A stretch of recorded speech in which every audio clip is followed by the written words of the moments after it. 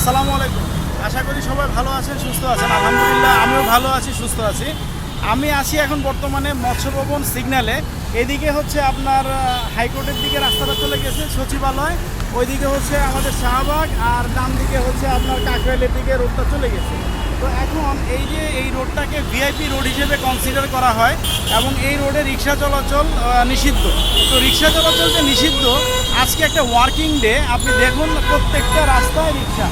এই যে এই জায়গাটা যদি বিশেষ করে দেখায়, এই জায়গাটাতে অর্ধেক ট্র্যাপার দিয়ে রেখেছে, কিন্তু রিক্সা কিন্তু অবাধে আসতেছে, রিক্সার বিচরণ কিন্তু বন্ধ নেই। তো এখন এই যে ট্র্যাপার দেওয়ার সিদ্ধান্ত, এই সিদ্ধান্ততে আমাদের কি আর্থিকভাবে কোনো ক্ষতিগ্রস্ত হচ্ছি না? অবশ্যই আমরা আর্থিকভাবে ক্ষতিগ্রস্ত হচ্ছি। রিক্সা জনবান্ধব একটা বাহন, সবাই ব্যবহার করে, কিন্তু প্রশ্ন হচ্ছে এই যে ভিআইপি রোডগুলোতে হঠাৎ করে এরকম ব্লকেট দিয়ে আপনি অর্থের অপচয় করবেন, কথাটা তো আসলে শুনতে খারাপ দেখা যায়, তাই না?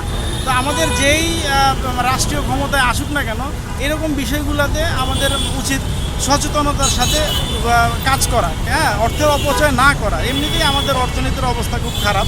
দেখুন অবস্থা, এখানে অলরেডি কতগুলো রিক্সা চলে আসছে, প্লাস আপনার এই শাহবাগ থেকে যে আসতেছে সেখান থেকে অনেক রিক্সা চলে আসছে। এই যে এখন ভিআইপি রোডে এখান থেকে রিক্সাগুলো চলে যাবে।